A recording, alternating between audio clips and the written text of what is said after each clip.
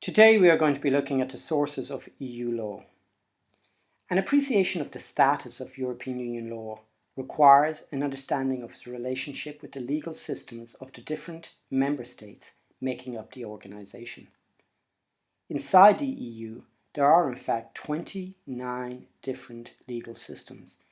Each of the 28 member states has its own legal systems reflecting the social, political and economic philosophy of each state.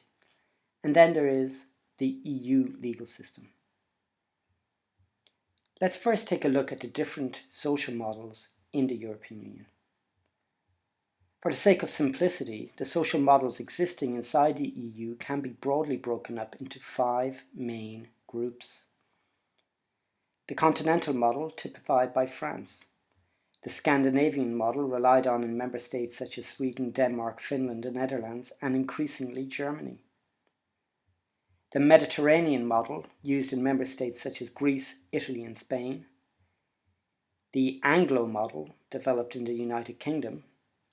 And the Anglo-liberal model, relied upon in some of the new European member states, such as the Baltic republics.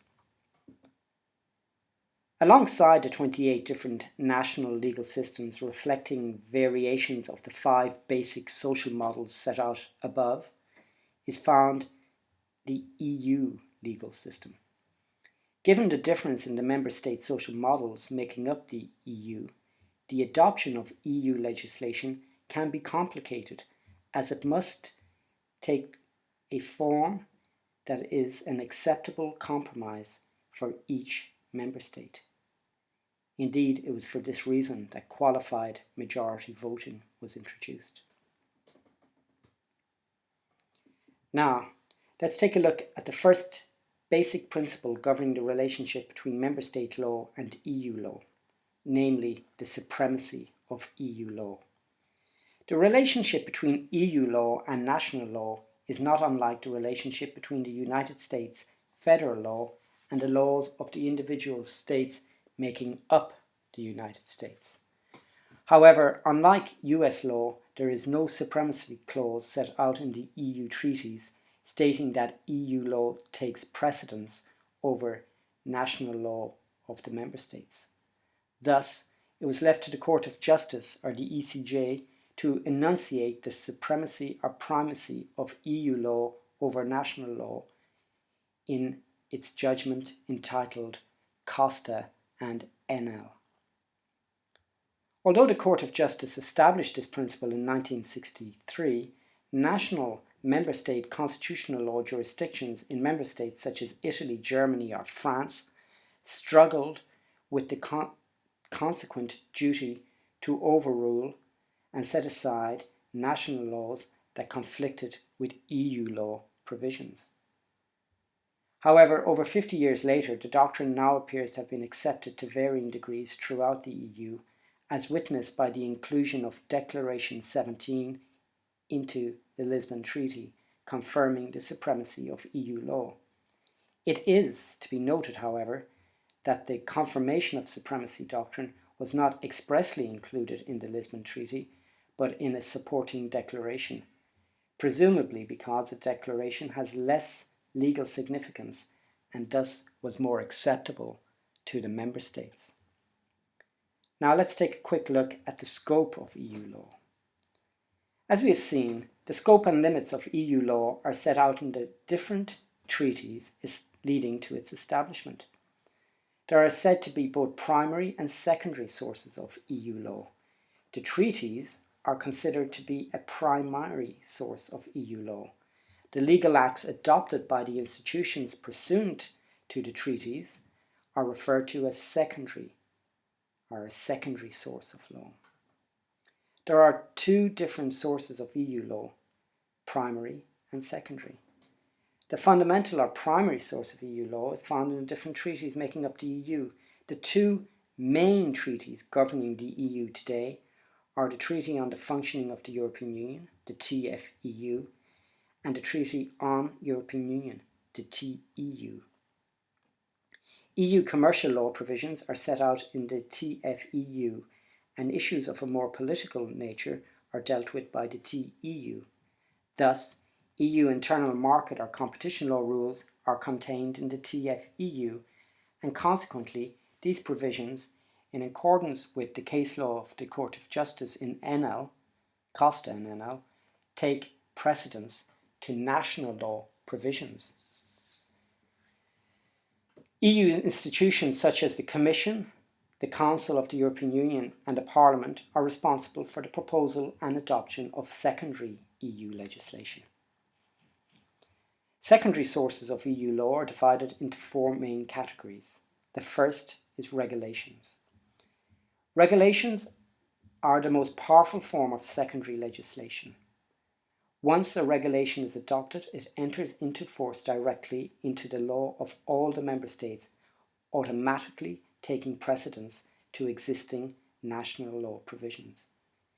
The EU has adopted many regulations, for example, Regulation 139/2004 on the control of concentrations. A concentration is Eurospeak, or Brussels speak, for an operation that involves either the creation of a merger or the acquisition of a business by another business.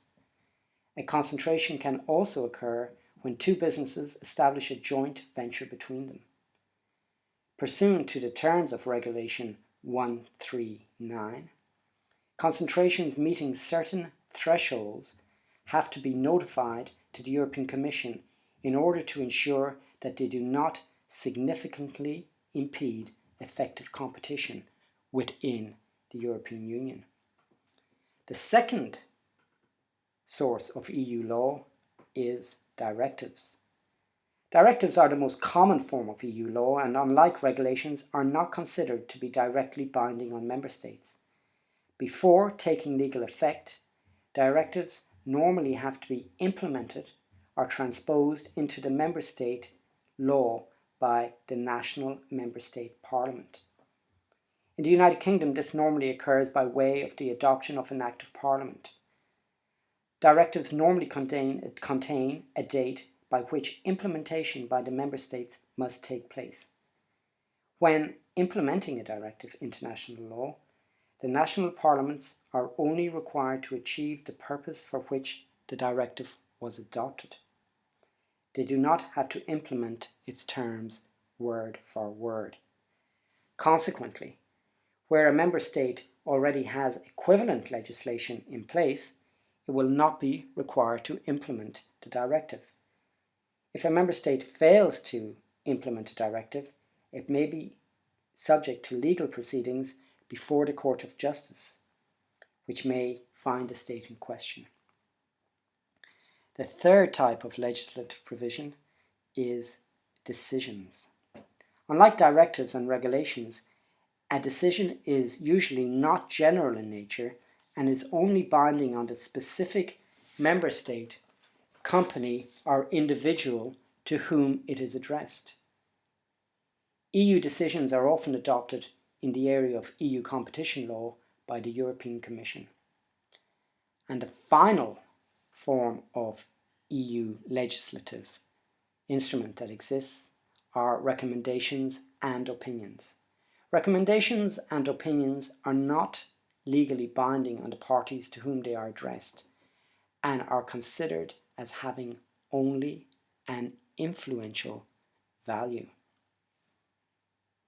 Regulations, directives, decisions, opinions and recommendations are published at their time of adoption in the EU Official Journal, along with a statement justifying their adoption. Now let's look at the notion of direct effect. If a provision is considered as having direct effect, parties can rely on it directly when bringing an action before either the Court of Justice of the European Union or their own national courts. Both primary and secondary sources of EU law may be considered as having direct effect where certain conditions are fulfilled, namely, 1. That the provision contains an unconditional obligation to perform an act, and 2. The nature of the obligation is sufficiently precise.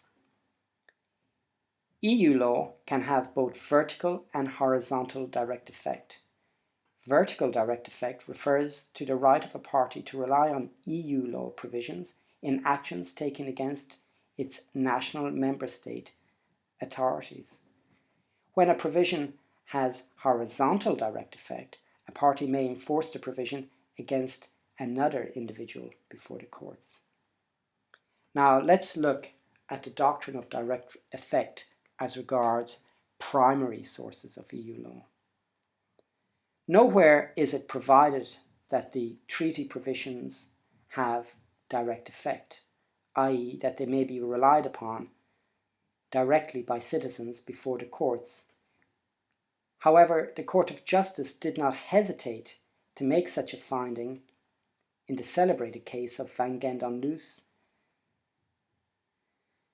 According to the court, the EU treaties constitute a new legal order which, independently of the legislation of the member states, not only imposes obligations on individuals, but is also intended to confer upon them rights which become part of their legal heritage.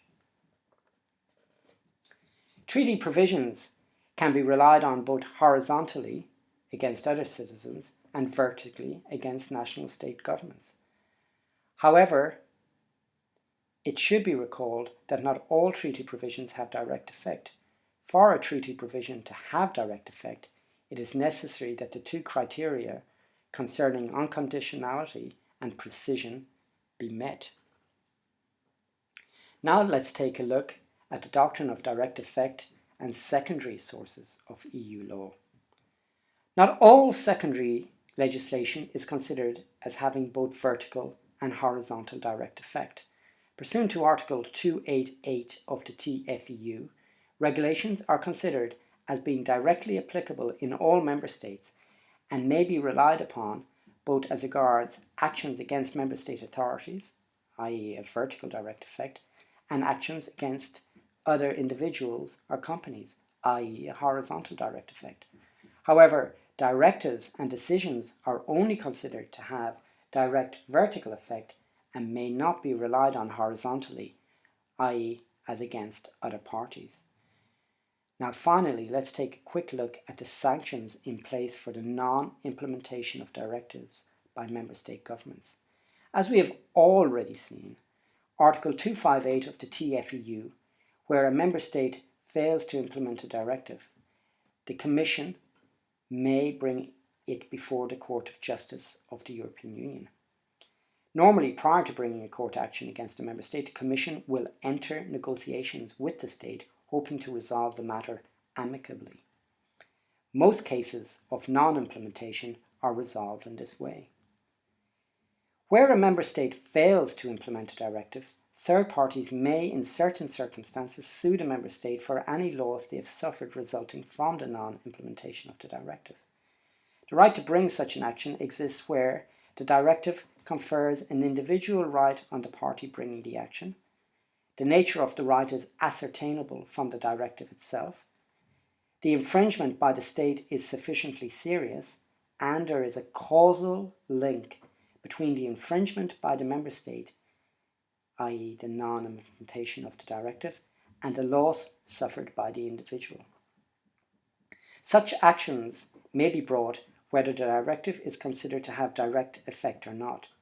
In Frankovic and Italy, the dismissed employees of an insolvent Italian company successfully brought an action for damages against the Italian state. They were awarded compensation on the grounds that the Italian government failed to implement the provisions of Directive 8397, guaranteeing compensation rights for workers in cases of company bankruptcy. We hope you enjoyed this introduction to the different sources of EU law in the European Union.